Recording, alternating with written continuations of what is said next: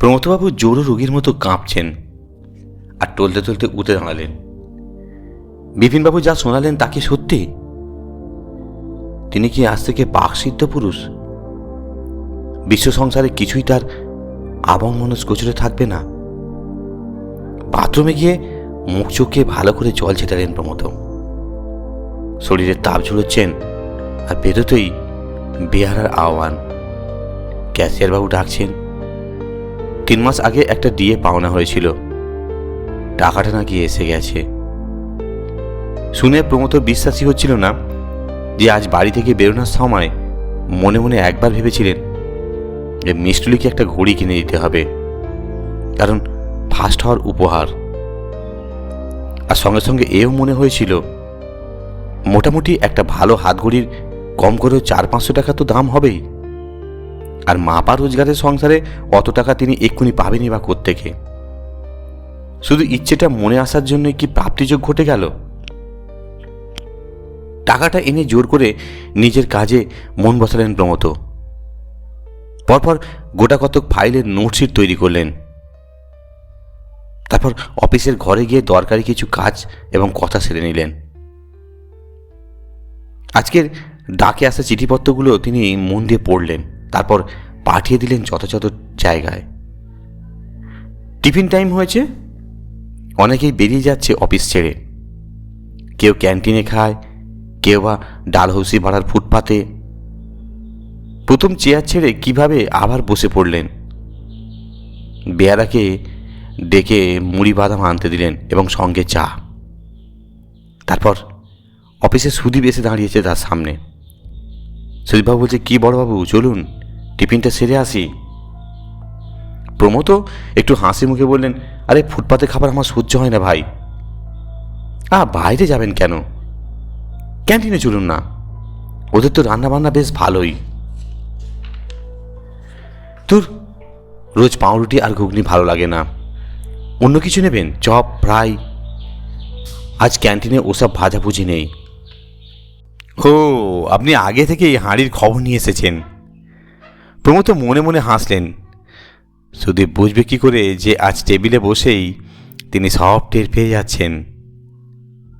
Head office থেকে একটু পরেই স্যান্ডাল সাহেবের আসবেন যে অফিস ইন্সপেকশন করতে।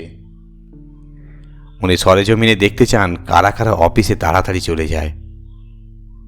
সুদীপ, তরুণ দুজনেই মুখ শুকিয়ে অমসি। হেড অফিস থেকে বুঝি ফোন এসেছিল?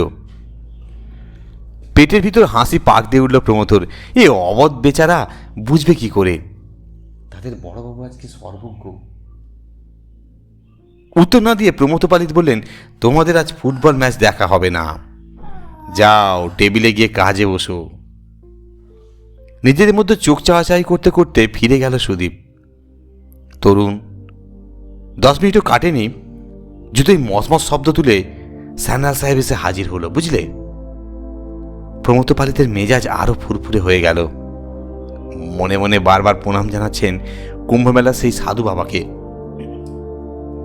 এই যে আজ তিনি অলৌকিক ক্ষমতার অধিকারী, এ তো তারই মহিমা।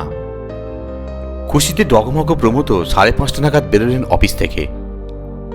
সোজা চলে গেলেন রাধাবাজার। অফিস পাড়ার লাগোয়া এ অঞ্চলে অগন্তি ঘড়ির দোকান ছিল।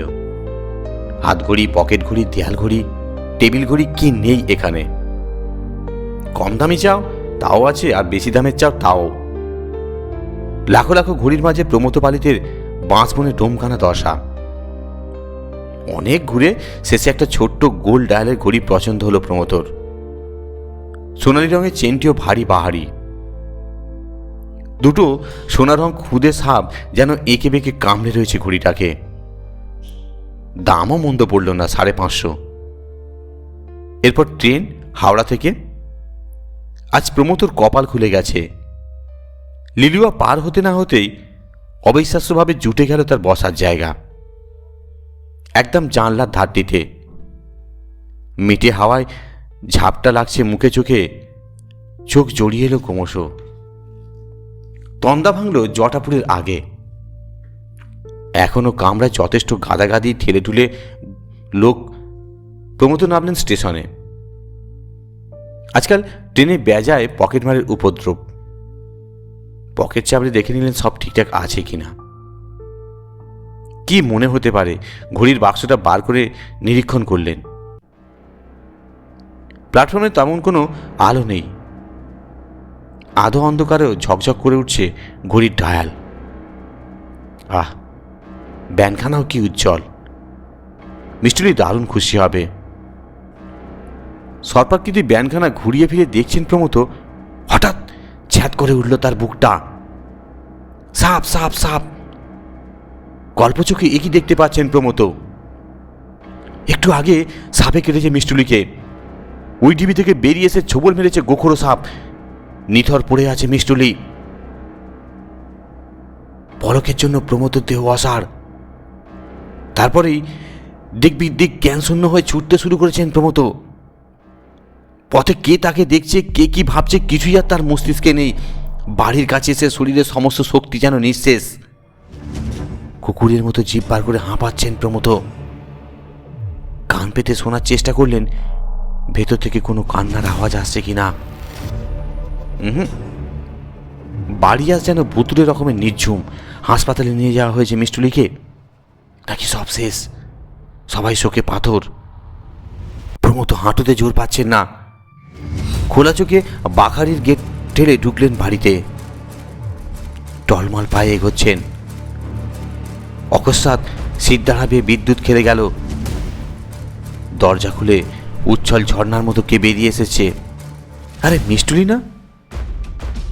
মিষ্টুলি থমকে দাঁড়ালো বারান্দায়, গোল গোল চোখ করে দেখছে প্রমথকে। দৌড়ে এসে বাবার হাত ধরল। কি হয়েছে তোমার, শরীর খারাপ?